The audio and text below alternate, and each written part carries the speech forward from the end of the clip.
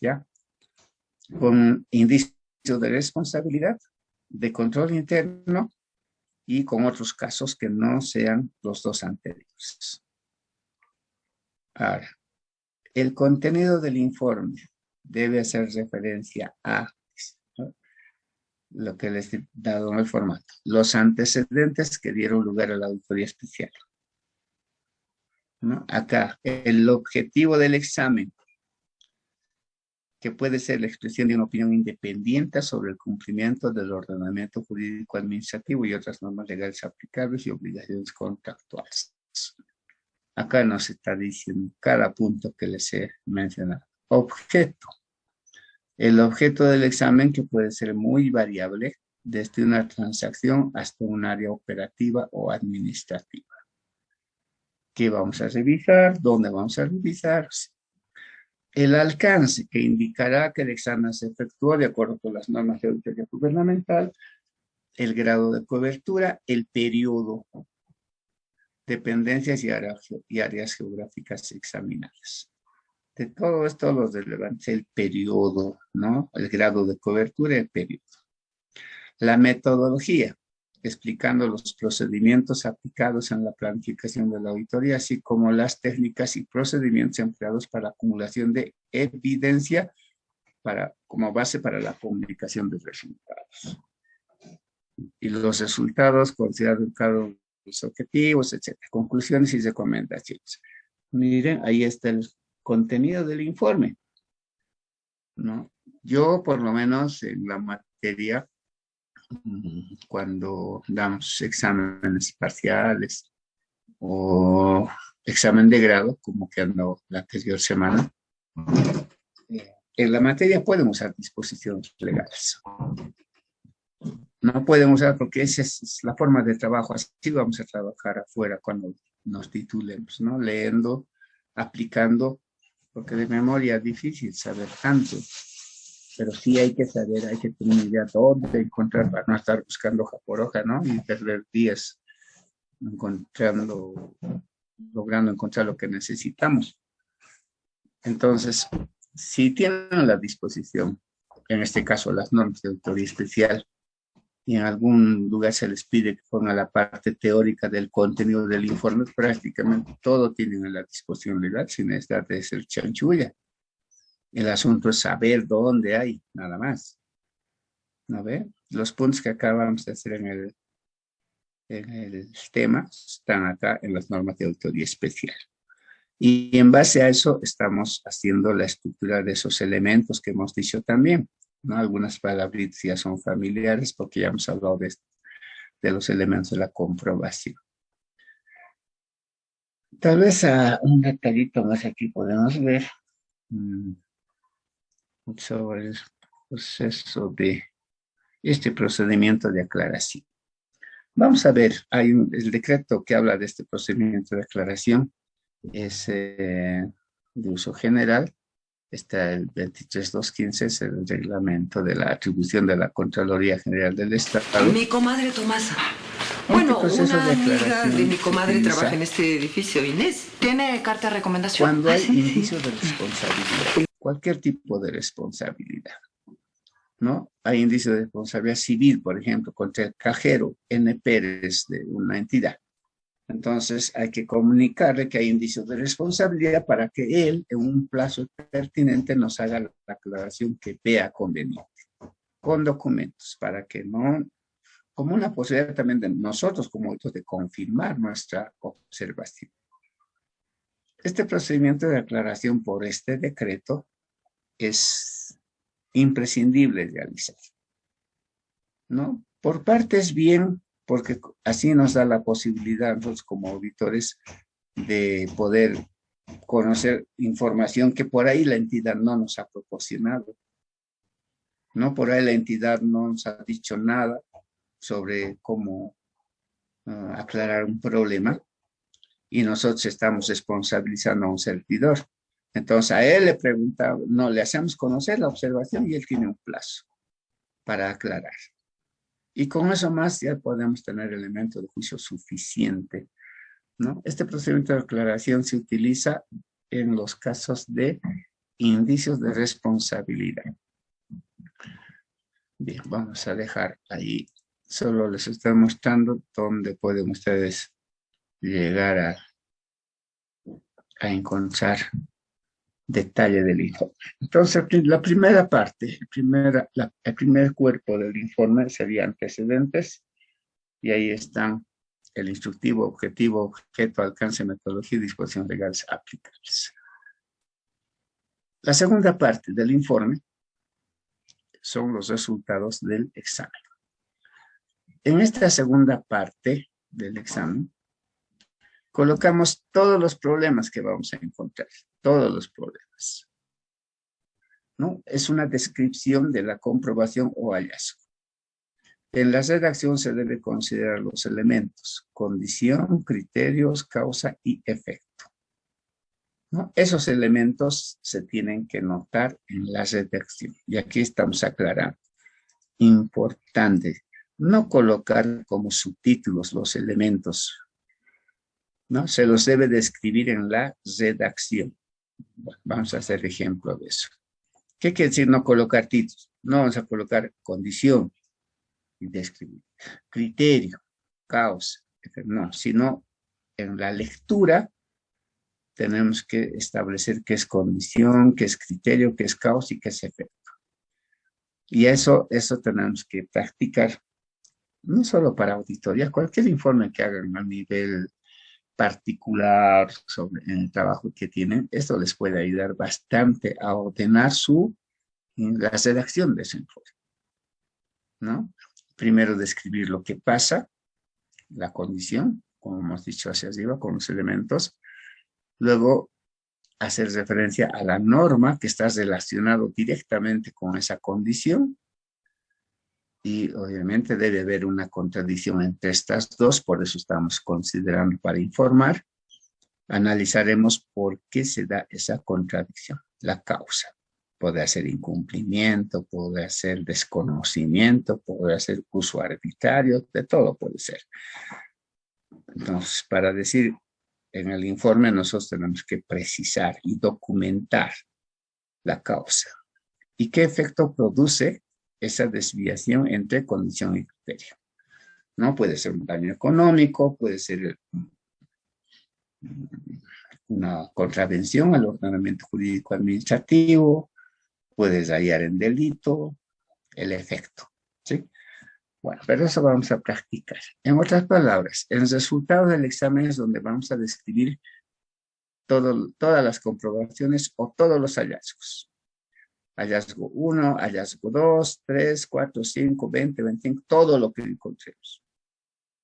Con esta misma estructura, ¿no? Con esa misma estructura. Condición, criterio, causa. Esto por el formato que la Contraloría utiliza, ¿no? En el punto 3 están otros elementos que hemos citado arriba, conclusiones y recomendaciones. Entonces, si aquí hemos hablado de un problema, 2.1, ameritará una conclusión, ¿no? La conclusión sobre este problema que hemos descrito vamos a colocar en la conclusión 1. Y vendrá a esta conclusión 1 su recomendación. Por ejemplo, ¿qué podríamos sacar? Si en el punto 1 hemos dicho que hay contravención al ordenamiento jurídico administrativo. Por ejemplo, el cajero no deposita la recaudación el próximo día hábil. Eso es contravención al ordenamiento jurídico administrativo. La norma dice que el próximo día hábil debe depositar. Y hemos encontrado que el cajero no lo hace. En la conclusión, podríamos decir ese hecho que no está haciendo el cajero que genera indicio de responsabilidad administrativa, por ejemplo, porque hay contravención al ordenamiento jurídico administrativo. Como hay indicios de responsabilidad, ¿qué vamos a recomendar? Lo que hemos dicho en las normas de auditoría, haremos un proceso de aclaración primero y después, si corresponde, un proceso interno, ¿no? Dependerá de lo que amerita. Pero la conclusión nos va a servir o lo vamos a ver como una evaluación del problema que hemos descrito. Y en función a lo que hemos concluido, nos recomendaremos, ¿no? Recomendaremos. Igual para el problema número 2 puede generar una conclusión 2 y su recomendación y así sucesivamente. Ahora suele suceder que, digamos, en el 2.1 hemos tomado un tema de control. En el tema 2.2, otro tema de control. En la conclusión podemos hacer una sola conclusión de los dos, digamos, no siempre es de cada punto. Incluso de 3 puntos podemos hacer una sola conclusión. Por ahí tienen similitud si todo está relacionado con el control interno, por ejemplo. Solo va a haber conclusión para cada punto si en cada punto hay indicios de responsabilidad, indicios de responsabilidad, indicios de responsabilidad. Eso sí, ya no se puede unir porque la responsabilidad puede ser para diferentes personas por diferentes circunstancias. Ahí sí, cada punto puede ameritar una conclusión. Bueno, eso lo vamos a definir cuando hagamos el informe. Ahí acabaría el informe. Ahora, desde el punto de vista de la Contraloría, un formato de auditoría externa. Varía el encabezamiento y decimos el tono del informe. No, el encabezamiento es este. Ya no dice A, D, ¿no? Sino dice señor gerente departamental de auditoría. La máxima autoridad de la Contraloría a nivel departamental es el gerente departamental de auditoría. Con sangría, más o menos, para llegar a la parte final del informe, de la línea, se coloca informa, así en ese sentido, ¿no? Informa, 2 puntos, referencia, asunto que trata el informe. Puede ser auditoría especial de caja, auditoría de estados financieros, según el tipo de informe o de trabajo que hemos realizado. Y el cuerpo del informe es exactamente el mismo que hemos visto hacer. Antecedentes, resultado del examen, conclusiones y recomendaciones. Instructivo, objetivo, objeto, alcance, metodología, disposición. Exactamente igual. ¿Qué cambia? Decíamos acá, el tono del informe. ¿Por qué el tono del informe? Cuando hacemos informe de auditoría, nosotros somos los auditores y dependemos de la máxima autoridad ejecutiva. Probablemente hayan hechos que vamos a informar, ¿no? Donde esté involucrado el ejecutivo. De hecho, el ejecutivo es responsable de que el control interno funcione en la entidad, esté diseñado y funcione. Entonces, el auditor interno, como es asesor de la máxima autoridad ejecutiva, tiene que explicar con un poco más de tino, con un poco más de una redacción que oriente a mejorar el control, un poquito tal vez de asesorar al ejecutivo para que tome una decisión y mejore el control. O sea, desde un punto de vista más cordial, se podría decir por el término, ¿no? ¿Por qué? Porque depende de la máxima autoridad. En cambio, el auditor de la Contraloría, un auditor externo, no tiene ese cuidado de asesorar, de orientar al ejecutivo. El auditor de la Contraloría va a decir, hay indicios de responsabilidad civil contra la MAE, si está la MAE, ¿no? En cambio, el auditor interno va a decir, hay un probable indicio de responsabilidad que puede generar, ¿no? Responsabilidad a la MAE. El tono cambia un poquito. Tampoco hay que mentir por ser auditores internos, no, solo saber decir. ¿Por qué? Porque estamos dirigiendo el informe a la MAE. Ahora, si la MAE está involucrada, tal vez el informe no vaya ni siquiera a la MAE, tendría que ir al consejo, digo, al consejo municipal, a la asamblea departamental, ¿sí? Podría ir a esos niveles, pero el ejecutivo, de todas maneras, es el ejecutivo. Por eso decíamos acá, lo que cambia un poquito es el tono del informe. No por ser auditores internos debemos mentir. Solo somos un poquito más orientadores, asesores, ¿no? Sobre el problema y la consecuencia del problema para la MAE. para la entidad, para los objetivos de la entidad.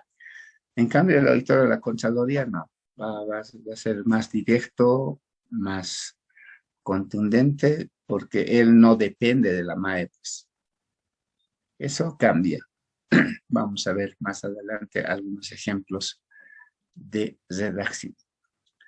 Igual resultado del examen, entonces, todos los problemas que encontremos con los mismos elementos de la fase de averiguación, condición, criterio, causa, efecto, pueden haber 20, 50 problemas y luego las conclusiones y recomendaciones, ¿no? Bien. ¿Qué más sobre los informes que me estoy olvidando para orientar? Sobre el contenido de los informes. Hay que tratar de evitar uso de términos técnicos muy complicados, que no son de mucho uso, y a veces hacen que no se entienda el informe, ¿no? Mejor emplear nomás términos que son de uso común. Por ejemplo, a ver, aquí te voy a escribir y lo voy a borrar después. Supongamos, en el informe pongo la palabra ergo. ¿Alguien sabe qué quiere decir ergo?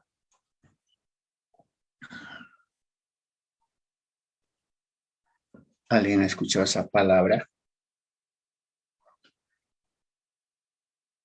No, Lisa. No practican mucho, ¿no ven? Pero si ven el diccionario, van a encontrar que ergo es lo mismo que decir por tanto, ¿sí? Entonces, ¿para qué voy a poner ergo si puedo poner nomás por tanto, ¿no? A eso se refiere que no es necesario usar palabras muy rebuscadas, muy técnicas. Tratar de que el lenguaje sea nomás razonable, de lo que más usamos, ¿no? Tampoco palabras vulgares, sino palabras adecuadas, no rebuscadas. Luego, hay que evitar términos muy calificativos. Por ejemplo, pésimo. Por ejemplo, excelente. No es bueno utilizar esos términos muy calificativos. Podemos decir en otras palabras, no cumple lo establecido en el artículo tantos. Listo. El cajero no realiza tal tarea que esté en la norma o esté en el artículo tanto del decreto, no, si es un pésimo trabajo, no tiene sentido. Solo si decimos que no está cumpliendo sus tareas, estamos diciendo que no está haciendo bien, ¿no? Tampoco decir es una labor excelente, ¿no? ¿No? Si digamos nada más que se está cumpliendo las actividades en el marco de lo que está establecido, ¿no? No hay observación, pero no es bueno emplear términos calificativos, ¿no? Incompetente, incapaz, ¿no? Eso no, en auditoría no utilizamos esas palabras. Otro cuidado que hay que tener, errores ortográficos. Errores ortográficos. Hay que tener mucho cuidado con los errores ortográficos.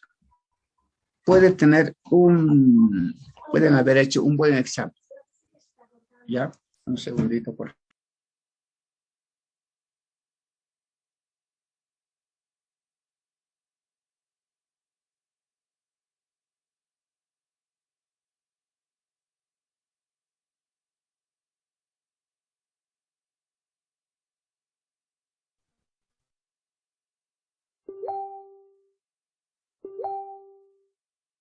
Trabajo bien hecho, excelente. Por una palabra mal escrita, pierde relevancia, pierde interés de leer, ¿no? Para al menos que sabe de ortografía.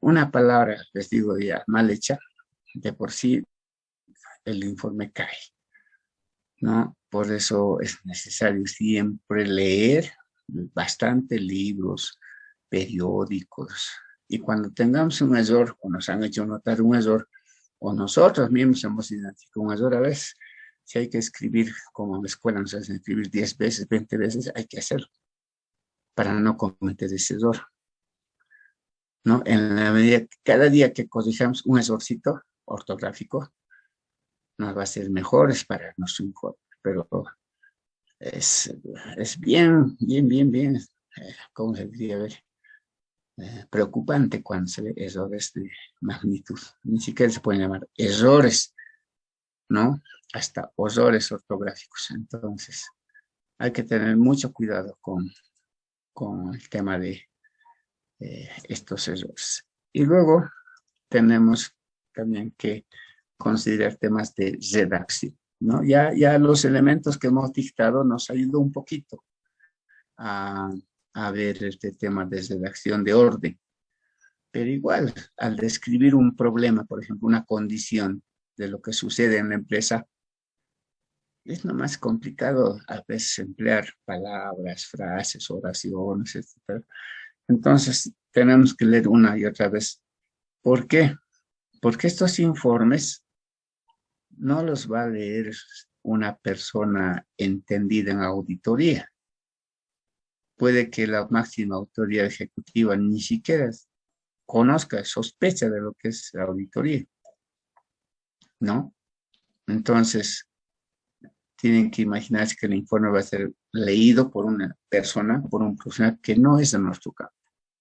Uno de nuestro campo todavía se ubica rápido sobre lo que se está diciendo, pero uno que no es de nuestro campo, no.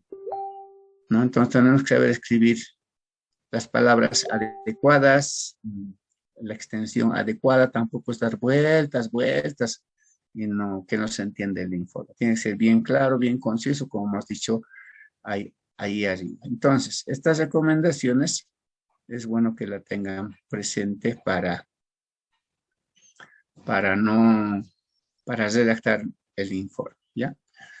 Bien, tenemos un ejemplito acá abajo.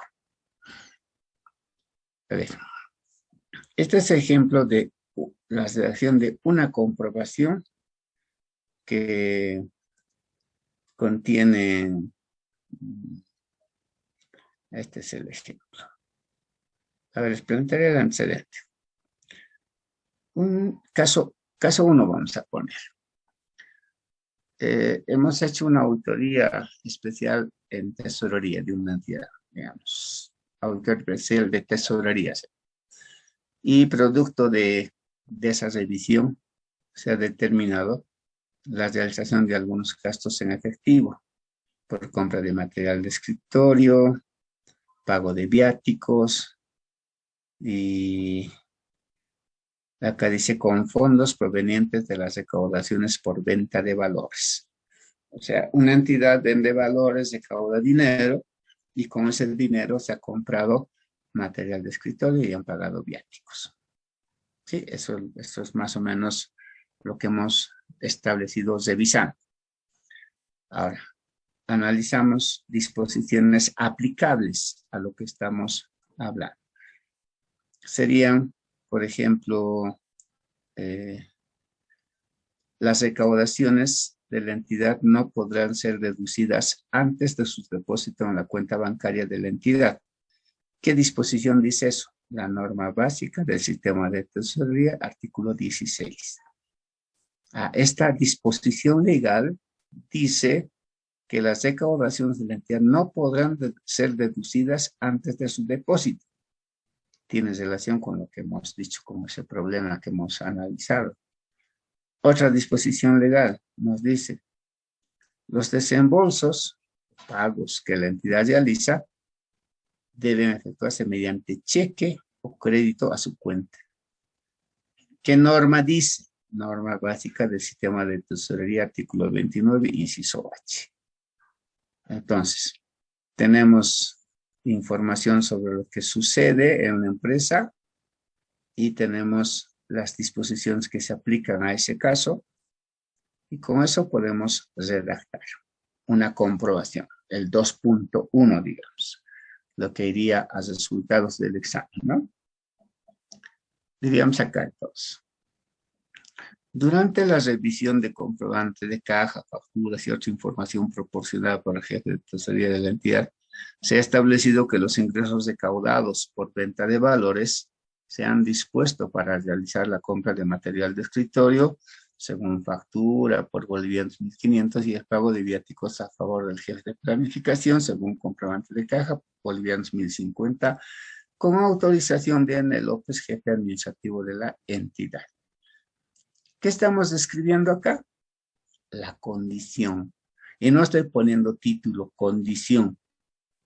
¿No? Estoy describiendo lo que sucede tal como sucede. No estoy aumentando, no estoy quitando nada. Esto es lo que pasa en la entidad. Esa es la condición. Ahora voy a describir el criterio. El artículo 16 de las normas básicas del tema de tesorería del Estado dispone, como estoy transcribiendo de la norma, porque muchas veces no hay necesidad de resumir, la norma es resumida ya, tenemos que transcribir y eso se coloca siempre entre comillas. Los recursos del sistema de tesorería del Estado no podrán ser objeto de deducciones por comisiones bancarias ni otros conceptos antes de su ingreso a la tesorería respectiva. Por otra parte, el artículo 29, inciso H de la misma norma legal establece que los desembolsos deben efectuarse mediante cheque o crédito a su cuenta. Aquí estamos explicando que cuando se transcribe una norma, siempre debe colocarse entre comillas. Y así,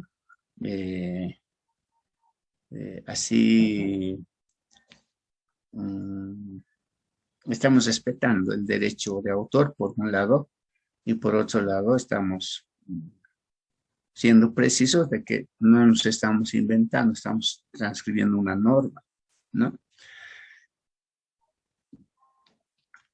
Bien.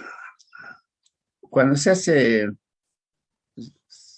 referencia parcial a un punto, como el artículo 29, no hemos copiado todo, no es necesario colocar las comillas, ¿no? Bien. Entonces, ¿qué hemos puesto acá?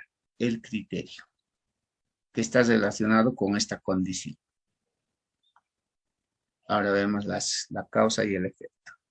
La disposición de los ingresos recaudados para cancelar gastos operativos antes de ingresar en cuentas de tesorería de la entidad fue realizada por el encargado de tesorería con autorización del jefe administrativo de la entidad al margen de las disposiciones legales vigentes. O sea, aquí que estoy poniendo la causa, sin poner título, la redacción nomás me tiene que orientar. Sin poner título, estoy poniendo la causa. ¿Por qué se ha dado esta condición que contradice la norma legal? Se ha dado porque el jefe de la administrativo ha autorizado. Y esa autorización está al margen de las disposiciones legales vigentes. Esta es la causa. La causa es la autorización del jefe administrativo. El efecto. Las operaciones realizadas en contraposición a disposiciones vigentes relativas a la administración de recursos públicos constituyen una contravención al ordenamiento jurídico administrativo y ocasionan deficiente manejo de los recursos del Estado. Ese es el efecto, ¿no? Lo que provoca esa desviación entre, lo que ocasiona esa desviación entre la condición y los criterios. Entonces, si ustedes advierten, aquí no he puesto condición, criterio, causa, efecto, no. La redacción tiene que decir o notarse en la redacción. En este párrafo, la condición. Luego, los criterios. Luego, la causa. Esta causa es lo que nosotros vamos a determinar en el examen, ¿no? Revisando documentos, vamos a encontrar que había sido autorizado por el jefe administrativo de la entidad, ¿no? Puede ser desconocimiento, puede ser incumplimiento, puede ser mal manejo, no es bueno decir mal manejo, un manejo arbitrario de recursos ya, ¿sí? Eso vamos a encontrar. Esta es la parte que nosotros determinamos producto de la investigación, de la revisión, de las verificaciones que vamos a realizar. Y el efecto ya es más o menos señalar la consecuencia, ¿no?, de lo que está sucediendo en la entidad. Ya. Bueno, eso como ejemplo. Les voy a pasar ahí otros casitos acá para que ustedes puedan practicar. Y de la misma forma que hemos hecho esa solución al caso 1, ustedes pueden hacer solución al caso 2, al caso 3, al caso 4. Esto no les he pasado todavía, les voy a pasar hoy día, por favor. Ya, hasta ahí el tema de informes de auditoría. Luego vamos a entrar ahora sí a la parte práctica, pero la próxima clase vamos a hacer un repasito de todos los temas, incluido esto para recordar y poder entrar a la parte práctica. Y tal vez podría ser que ya demos un examen parcial sobre estos temas. Les conviene a ustedes, no son muchos, y bueno, eso vamos a quedar la próxima clase. Por hoy día vamos a terminar acá. Si tienen alguna pregunta, alguna duda, me dicen. Y si no, nos vemos la próxima clase. Mañana, o el miércoles creo. Bueno, por si acaso, el día miércoles hay examen de grado y probablemente en la mañana no haya clases, ¿no? Porque casi todos los docentes estamos involucrados en ese examen de grado. Bueno, quedamos ahí. Que tengan un buen resto del día.